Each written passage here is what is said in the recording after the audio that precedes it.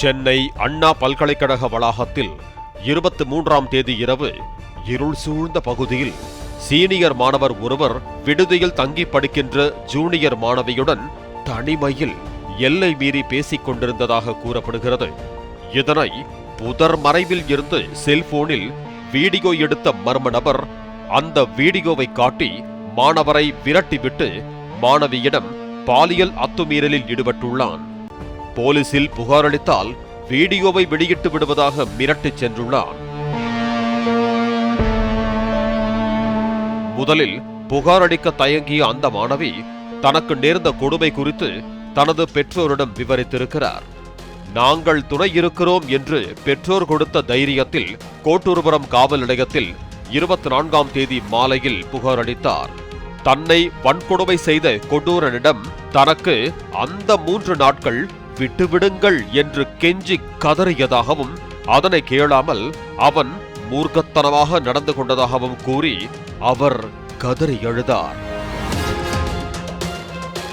இதனையடுத்து காவல் உதவி ஆணையர் பாரதிராஜன் தலைமையில் 4 தனிப்படை அமைக்கப்பட்டது. சம்பவத்தன்று அந்த பகுதியில் இருந்த செல்போன் சிக்னல்களை வைத்து பல்கலைக்கழகத்திற்கு அருகே தள்ளுவண்டியில் பீஃப் பிரியாணி கடை நடத்தி வந்த ஞானசேகரன் என்பவரை அழைத்து போலீசார் விசாரித்தனர்.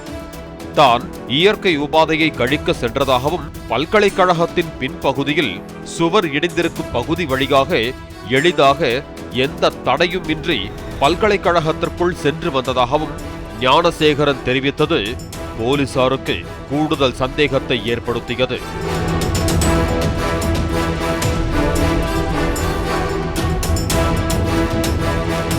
இதற்கிடையே சம்பவத்தின் போது அவன் என்ன உடை அணிந்திருந்தான் என்று மாணவியிடம் விசாரித்த போது அவன் நீல வர்ணத்தில் டி-ஷர்ட் அணிந்திருந்ததாக கூறியதை தொடர்ந்து ஞானசேகரனின் வீட்டுக்கு சென்று போலீசார் சோதனை நடத்தினர். வீட்டில் இருந்த அவனது தம்பியிடம் விசாரித்த போது தனது அண்ணன் ஞானசேகரன் இதுபோன்ற செயல்களில் ஈடுபடும் பழக்கமுடையவன் என்றும் கடந்த 2012ஆம் ஆண்டு போலீசாரால் கைது செய்யப்பட்டவன் என்றும் தெரிவித்துள்ளார். மேலும் வீட்டில் மறைத்து வைக்கப்பட்டிருந்த நீலவர்ண டி-ஷர்ட்டையும் எடுத்து கொடுத்துள்ளார். இதையடுத்து ஞானசேகரனையும் அவரது நீலவர்ண டி-ஷர்ட்டையும் பாதிக்கப்பட்ட மாணவிக்கு வாட்ஸ்அப் வீடியோ காலில் காண்பித்தனர். இதனை பார்த்த மாணவி ஞானசேகரனை அடையாளம் காட்டி உறுதிப்படுத்தியதாக கூறப்படுகிறது. அதுவரை தனக்கும் மாணவிக்கும் சம்பந்தமில்லை என்று நாடகமாடிய ஞானசேகரன் போலீசாரிடம் வசமாக சிக்கிக் கொண்டான்.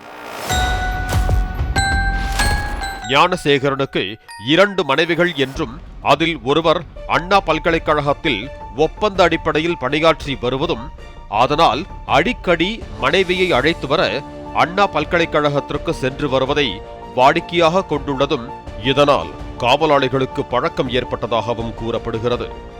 அதனால் ஞானசேகரன் உள்ளே செல்வது எளிதாக இருந்துள்ளது. அப்பொழுதே மாணவ மாணவிகள் தனியாக பேசுவதை நோட்டமிட்டு இதுபோன்ற நடவடிக்கையில் ஈடுபட்டுள்ளதும் தெரிய வந்துள்ளது.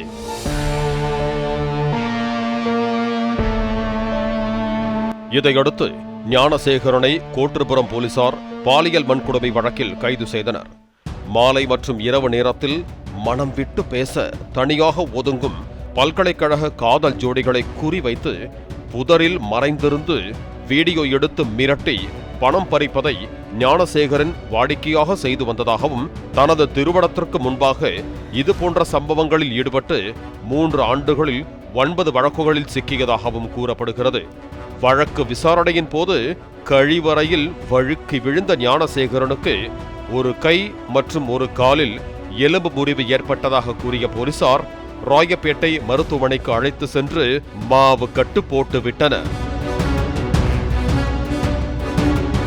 இந்த சம்பவம் குறித்து செய்தியாளர்களை சந்தித்த உயர்கல்வித்துறை அமைச்சர் கோவி செழியன் மாணவி பல்கலைக்கழகத்தில் புகார் ஏதும் அளிக்கவில்லை என்றும் பாதிக்கப்பட்ட மாணவி போலீசில் புகார் அளித்த 2 மணி நேரத்தில் குற்றவாளியை கைது செய்திருக்கும் பெருமை தமிழக முதலமைச்சர் மு.க. ஸ்டாலினையே சாரும் என தெரிவித்தார்.